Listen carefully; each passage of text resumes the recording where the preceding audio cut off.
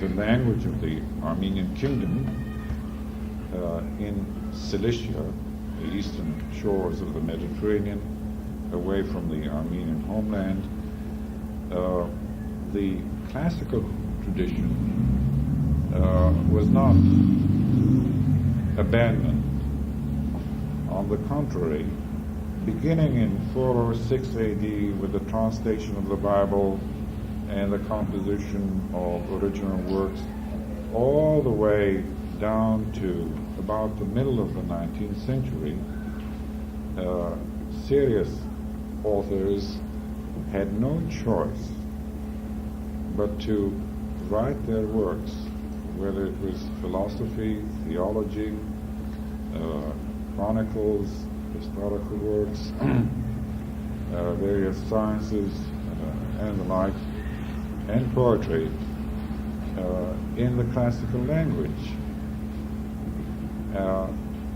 And this is explained by the fact that for the most part, the various Armenian literary genres and various forms of the Armenian arts were developed by the clergy, and mostly in monastic institutions.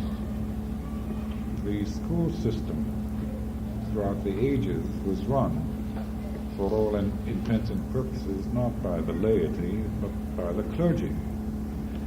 And the church institution, unlike others, has been an extremely conservative institution, which saw to it that the classical language was still maintained and used as the medium of literary expression, despite the fact that from the 10th century onwards, fewer and fewer Armenians knew or understood the classical language, because language being an organic thing, it naturally develops, is subjected to all kinds of changes, and a greater and greater disparity occurred between the literary language and the spoken language. However, one of the nice things about what is generally known as Middle Armenian is that there were authors who went beyond the established norms and the accepted principles and did write poetry, for instance, or other kinds of literature in the language that was based upon the spoken vernacular. And therefore we have what today we consider to be a very rich, somewhat non-religious or secular literature, mostly poetry, which reflects the language of the people, rather than, to use a modern expression, the language of the establishment, the church institution. Now, what happened in the when you have such a wide gap between the literary language and the spoken language? Language, after all, is developed by its users, its speakers, and not by its authors. The authors normally are influenced by the spoken vernacular, even though there is this tendency to be extremely conservative and traditionalist so far as maintaining the old system of style and language, grammatical phenomena are concerned. Well, in the beginning of the 19th century, the disparity between the spoken and the classical language was so great that intellectuals, Armenian intellectuals in Istanbul, which had one of the largest Armenian communities in the world, and also Armenian intellectuals in Yerevan, which is the capital of Armenia today, in the Soviet Union, as well as a significant community of Armenians in Tiflis, the capital of Georgia in the Caucasus, and a significant number of Armenian intellectuals in Moscow.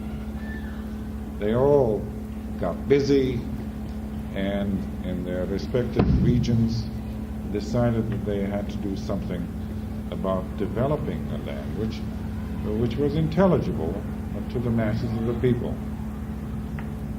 And because Yerevan, Tiflis, Moscow were under Tsarist rule, Tsarist Russian rule, and because the large community of Armenians in Istanbul were under Ottoman Turkish rule, and there was constant rivalry, big power politics, the Tsarist Russians and the Ottoman Turks, there was not as much contact between the two segments of the Armenian people, and therefore the literary dialects which developed as a result of the 19th century Armenian cultural renaissance produced two somewhat slightly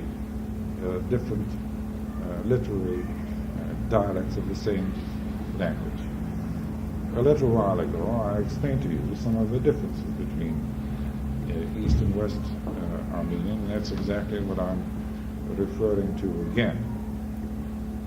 What happened historically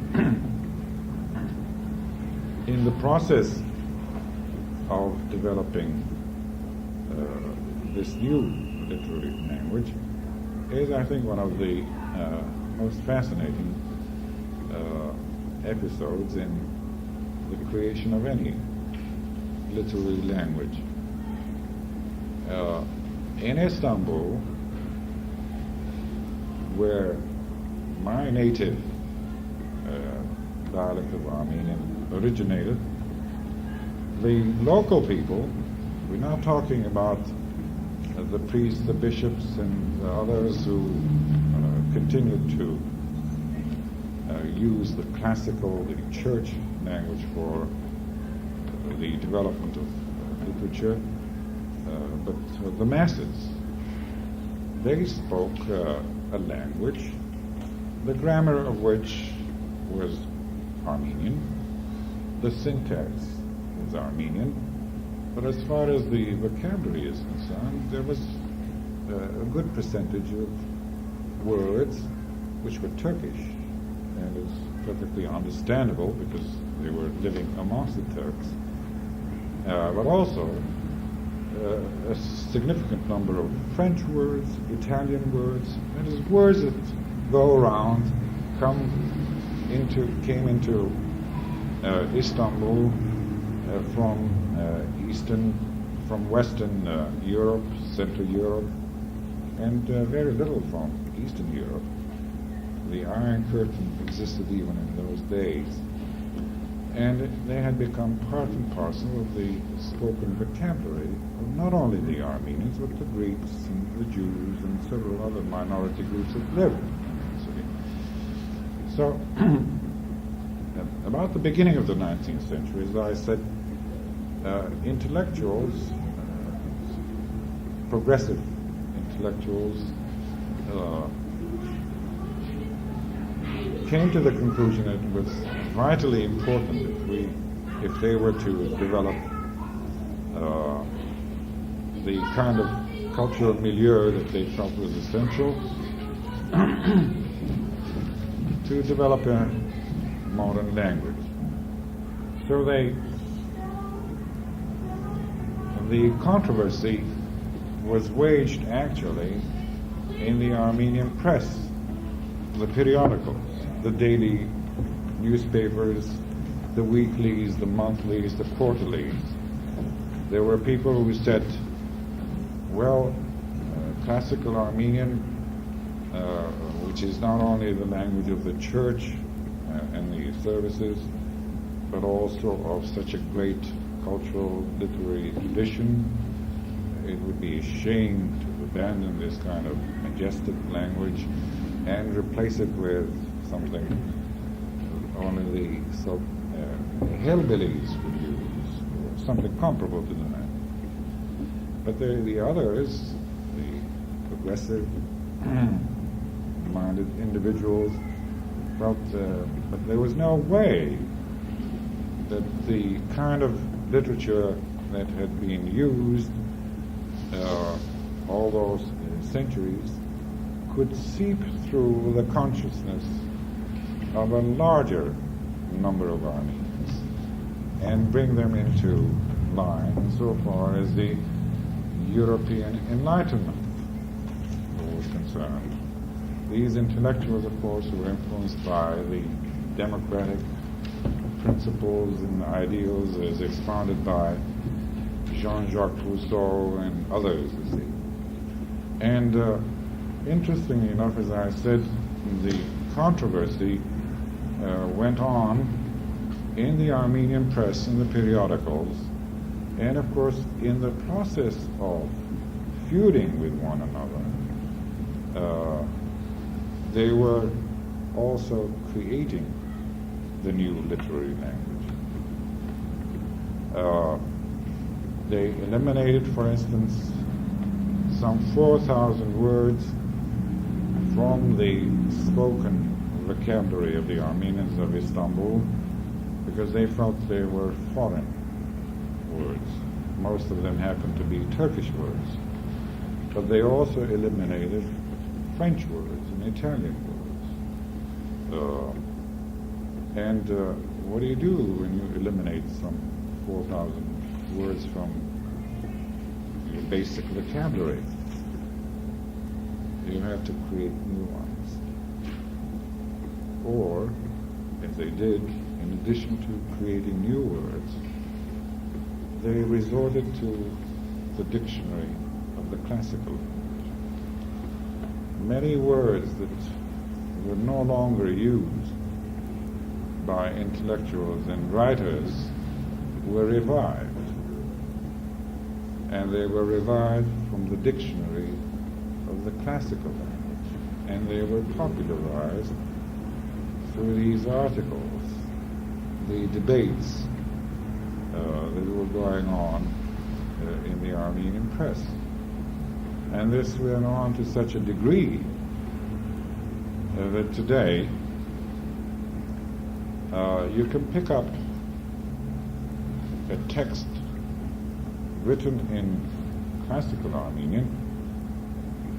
I'm talking about a native speaker of modern Armenian. You can pick up a classical Armenian text.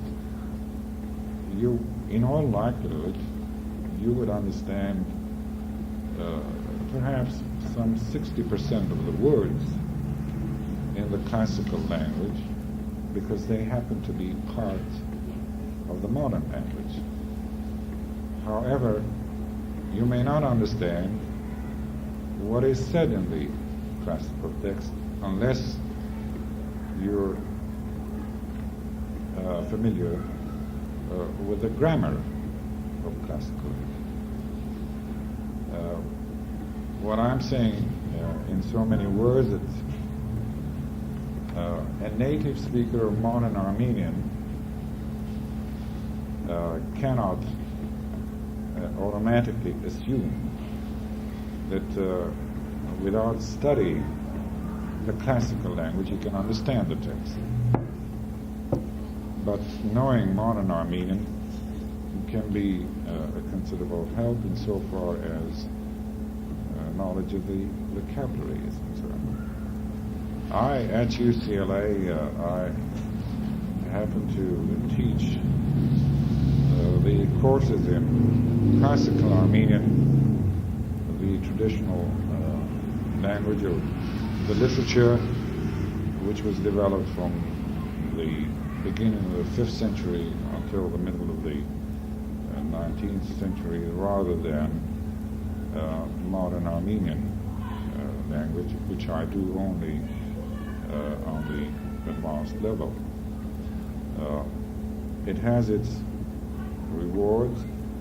To some degree, I agree with the conservative traditionalists who fought so hard for the maintenance of the classical language in the 19th century, but lost out.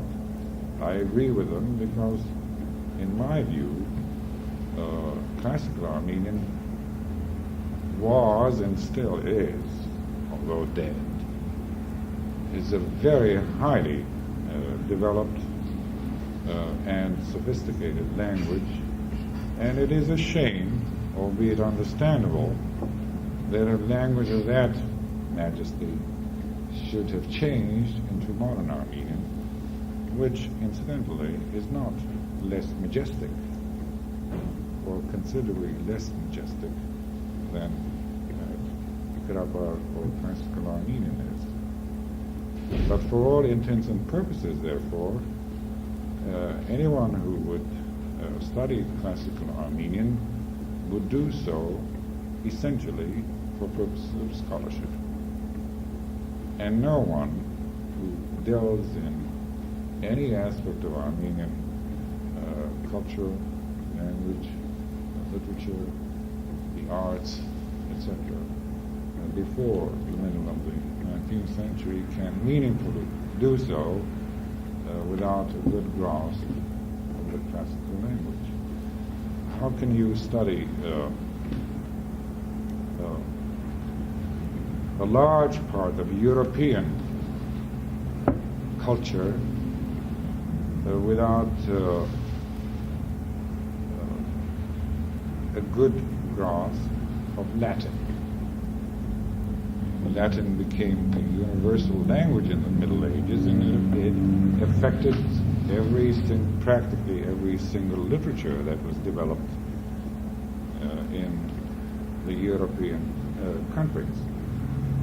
Similarly, you cannot historically examine any aspect of Armenian literature without obtaining a basic knowledge of the classical language. However, you can do without the classical language in its entirety if you concentrated on modern Armenian, which is, as I said, a highly developed language. What it did, among other things, was to reflect essentially the language spoken by the people, whether they were living in Turkey or in the Caucasus, in Armenia, or other parts of the Russian Empire and Iran. And the development of the new language not only brought the Armenians into the modern age, so to speak, but also opened up all avenues of literary developments, for instance, the novel, the dramatic arts, secular poetry, and genres of this kind developed essentially because of the emergence of the modern language, and it's doubtful that it could have developed, they could have developed to the degree they have had the classical language still being maintained as the medium of expression. What other aspects would you like me to comment on?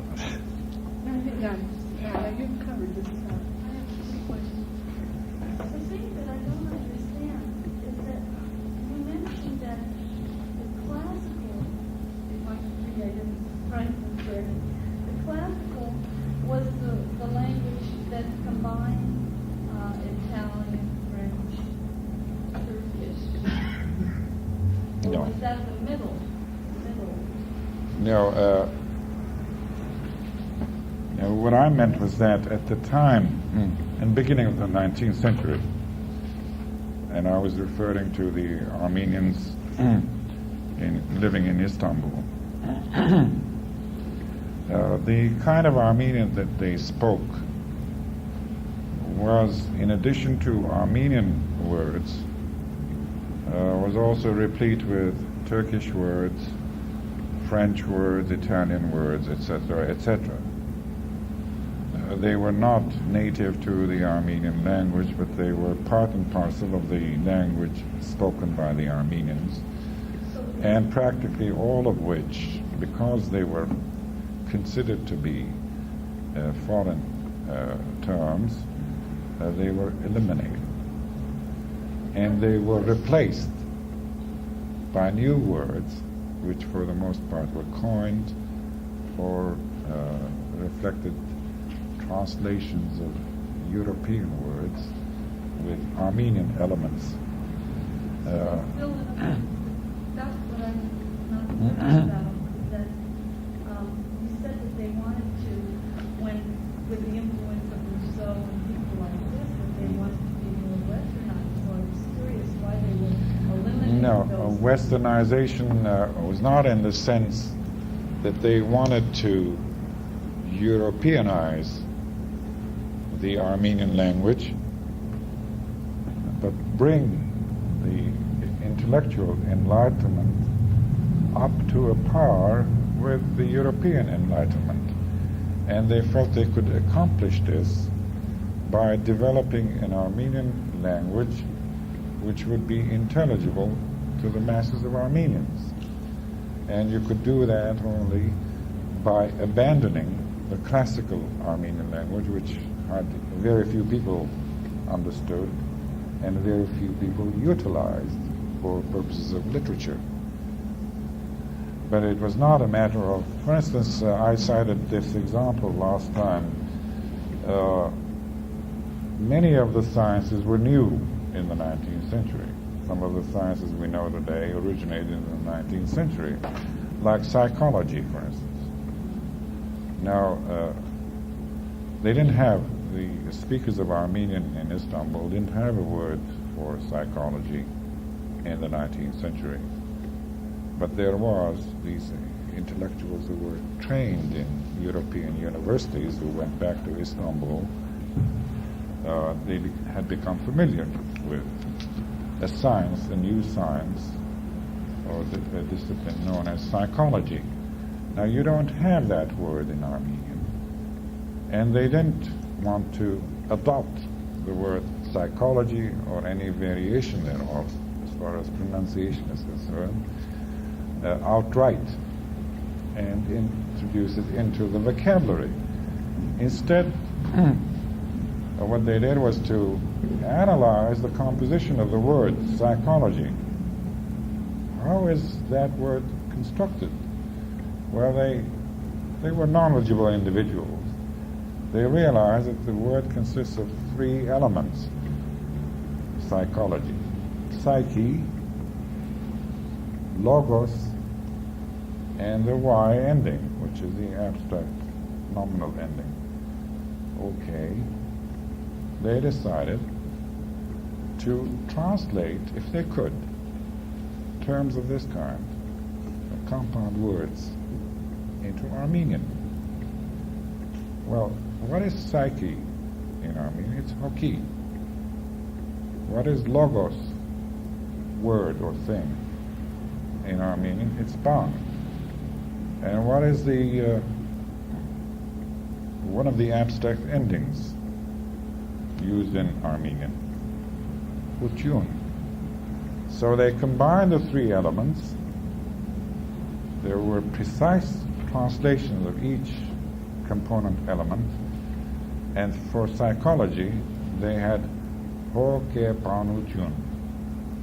Now this was a literal translation of the word psychology, and they couldn't have done it if they had not analyzed the structure of the word psychology. And this is one example that I cited, that they did this time and time again, and thereby enriched the vocabulary of Armenian by not adopting the European terms. What does one do when in the early 1920s the word radio became popular? Do you adopt that word and use it in Armenian, make it a part of the Armenian vocabulary, or you don't? Well, you have two trends. Radio, every A is used like an A, so radio would be the Armenian for radio. On the other hand, they also coined some words which have Armenian elements in them. The word television, for instance. They did the same thing as with the word psychology. They analyzed the component elements, and to me, and much more so to you, it would sound rather awkward to find out that the Armenian equivalent for television is herustadesutun, a mile-long word. And it is used, although in abbreviated form. This word was created in Soviet Armenia, for instance. Although editors of newspapers, periodicals outside of Armenia coined other words, and so you have 3 or 4 or 5 words that are used in Armenian, all of which stand for the word television. Now, as far as East Armenian is concerned, and that's where the language that is spoken by perhaps 60% of the Armenians in the world. It's estimated that there are 6 million Armenians around the world today, 3 million of whom live in the Soviet Republic of Armenia. There are about 1.5 million Armenians living in other Soviet republics, Azerbaijan and Georgia, some 250,000 in Iran. They all speak the East dialect of Armenian, and the rest, dispersed all over the world, use the West dialect.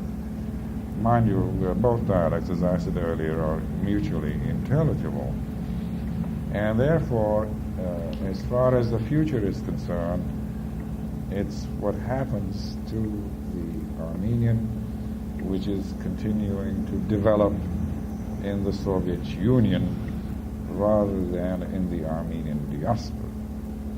Because that's where the state is, that's where the higher institutions of learning are, that's where all the public schools are, and that's the country where, which is inhabited by the 88% of the population out of Armenian background. 12% belong to other racial or ethnic groups, although the other 12 also speak Armenian for the most part.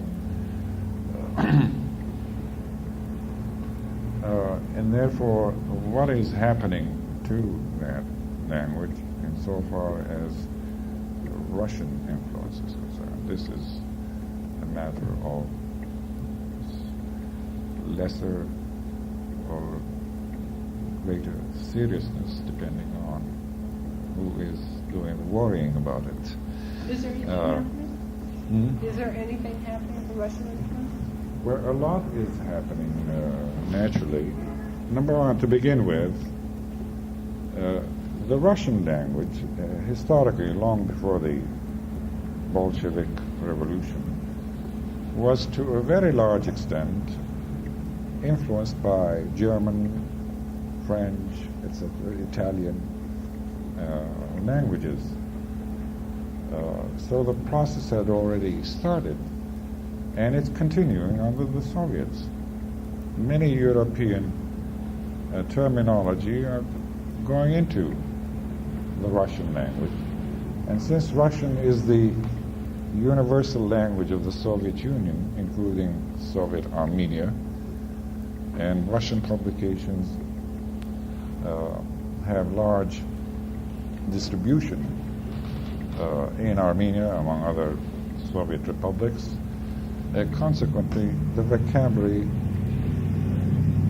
Russian vocabulary, and new terminology that is of European origin through Russian is coming into Armenian. What to me is deplorable is that, first, let's take the word automobile. Not too many people use that word, even in this country. It's easier to say car, I think. But in any event, in the 19th century, towards the end of the 19th century, when the automobile was invented, the Armenians, once again, like psychology, examined the word and came to the conclusion it consists of auto and mobile. They translated those two elements into Armenian, and therefore the Armenian word for automobile means self-moving, right? Moving by itself. It became iknashaj. Exactly the same thing, moving by itself. Now, here was a perfectly good, well-constructed modern Armenian word, which the intellectuals in Armenia did not adopt. And today, when you go to Yerevan or any other part of the Armenian Republic, they have taken the easy way out, and they simply say avto, which is the Russian form for the word auto. And this has become part of the Armenian vocabulary. And this is only one illustration out of many. However, there are two trends I have noticed. There's a greater disparity between the spoken language and the literary language in Armenia. That is, the spoken language has become, in a way, a victim of the kind of influence that one would expect when you have a dominant language like Russian. Vocabulary automatically seeping through into another language. However, insofar as the spoken language is concerned, they frequently replace already existing Armenian words. If they had adopted those words as synonyms, it would have enriched the language. You have more than one word for a particular concept or object. Whereas if you bring in and adopt a word like avto, or the word marozhny, which in Russian means ice cream, when you have a perfectly good Armenian word for it, and use marozhny. The first time I went there, a friend asked me, it was a hot day, we were walking in the street, and said, would you like some marozhny? I said, that's obviously not an Armenian word, it's Russian. What is it? It's ice cream. And of course we were conversing in Armenian, and he used the Armenian word for it, which is babag. And I said, why did you say marozhny and not babag? I would have understood you then. Where it's become a habit. Well, that's the kind of thing I'm talking about. In contrast, however, I have noticed that novelists and poets in particular, in their creative works,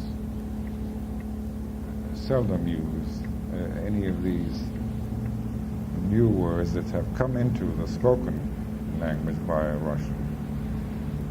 They are purists in a way, compared to the other communication media like television and newspapers and radio and whatnot, in which the vocabulary is considerably different.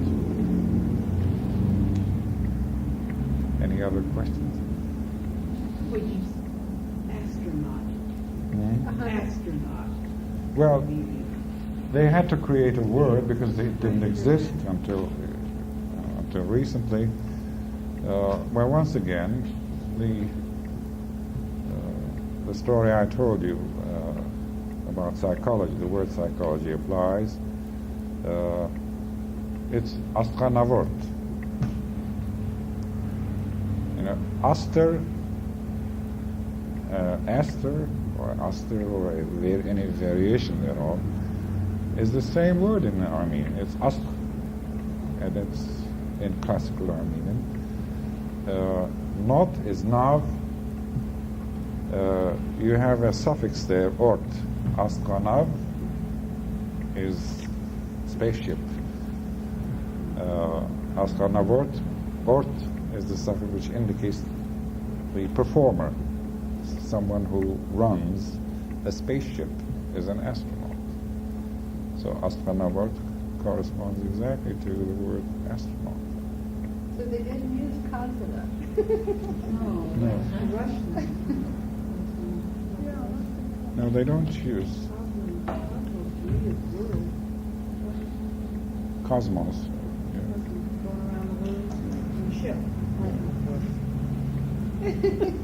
Now, all kinds of fascinating things are occurring, and of course these things developers are not unique to the Armenian language. The communication media are so fast nowadays. So many sciences, so many things being created day in and day out. It's rough to keep pace with it. Yes. It's like aquanaut. Yes. So Yes. man goes down and said, each language develops new vocabulary. I was. We have new words the last 5 years. Well, there was a story recently in the LA Times. You may have noticed it about some Oxford dictionary. They have a series of dictionaries. The editor was in New York, I think. Every 10 years they revise the dictionary, bring it up to date. But interestingly enough, the number of words in each edition remain essentially the same. If it's basically 200,000 words in the dictionary, which means it has included some new words, like aquanaut or whatever, they have dropped an equal number of words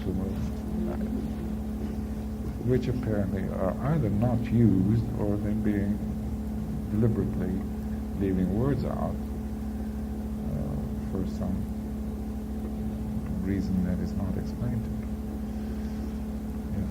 One of the questions is, recently a friend of mine said something that Karl Marx said, and I took the opposite view. I was trying to prove that it wasn't true. But I don't know in terms of this, and I'm just curious what you think. He said that the things which last of a culture, what finally lasts, come from the ruling class. Not necessarily wealthy, but the ruling class. And I want to know what you think in terms of this, of what you said today. Because at first I said, oh, well, this is a good example of something that's not of the ruling class, because the intellectuals created the language. They changed what the ruling class had set down. But then I said, oh, yes, it's true, after you talked about the Russians coming in. Well, I don't think you can have a clear-cut yes or no response to that kind of question. Now, I wouldn't restrict the lasting influence on the kind of culture that was developed by the elite, intellectual elite. although I think that does have a significant bearing, I contend that the masses also develop lasting literature, lasting cultural traditions. When they So, in power or when they're still the master? regardless as to whether they are rulers or they are subjugated peoples, if they are a creative people, regardless of the political situation, I think you have to take the creative contribution of all segments of society, because I think the combination of contribution of all segments in the final analysis form the culture as a whole. For instance, for a few thousand years, like other peoples, the Armenians were singing songs and creating songs, the peasants. They were not ruling classes, but peasantry. And they were doing so in the late 19th and early 20th century until a genius of a composer decided to collect these songs from the peasants in the villages, and he recorded them, and he composed music based on themes that were created by the people. So the compositions, the musical contribution as far as technique and whatnot is concerned are the composers, but the themes were all created by the masses. So you have to take into account the contribution of both, or any or all segments of society. So I cannot subscribe to the restricted definition. Thank you very much. Thank you very much. It was very informative. Now, one last question. We have a minute. When they have the dialects, when the Armenians have the Eastern and Western dialect, is there other dialects like the United States, from the regional dialects? I mean, do they have that? Yes, I have to cite my own example. I was born in Turkey, but I was an infant when my folks leave as a result of the Turkish Macedonians, etc. So after wandering about for a few years, we eventually settled in Jerusalem, where I grew up. And there were Armenians there, survivors of the massacres, who had come there from various parts of Turkey, and therefore spoke all kinds of local dialects. So I, as a youngster growing up, was exposed to scores and scores of local dialects, many of which, towards the time, I began to understand. But I didn't learn any single local dialect. It was the school I went to, which they had for Armenians, taught the standard literary language, which is quite different from you're welcome. Very far removed from what I'm used to, shall we say. I teach kindergarten, and we say, here, this is A. Upper grades, you could say, form your own alphabet. And people say, this is B, and we've known it all years. I was thinking about that. You could start your own alphabet and think, and that's how. That's all arbitrary. All alphabets are arbitrary. They are. And I this is A. And I was thinking while I was sitting there, you can make up an old X to be A, you just draw it. And I thought about that and see how hard that is for these kids. Because my one little boy makes the B like this, like a snowman. straight Muslim. Well, it's a good thing that everybody does not have the freedom to create his own alphabet. Then when he I was thinking of that. Thank you. Thank you very much. Thank you. My pleasure.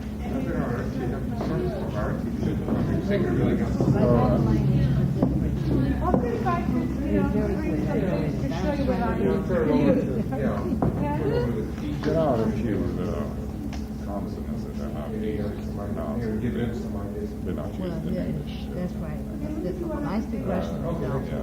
so Well, for instance, the Russian alphabet, some people were so afraid of the Russian. Several hundred. well, they do Their have empire 15 different groups. would impose their alphabet.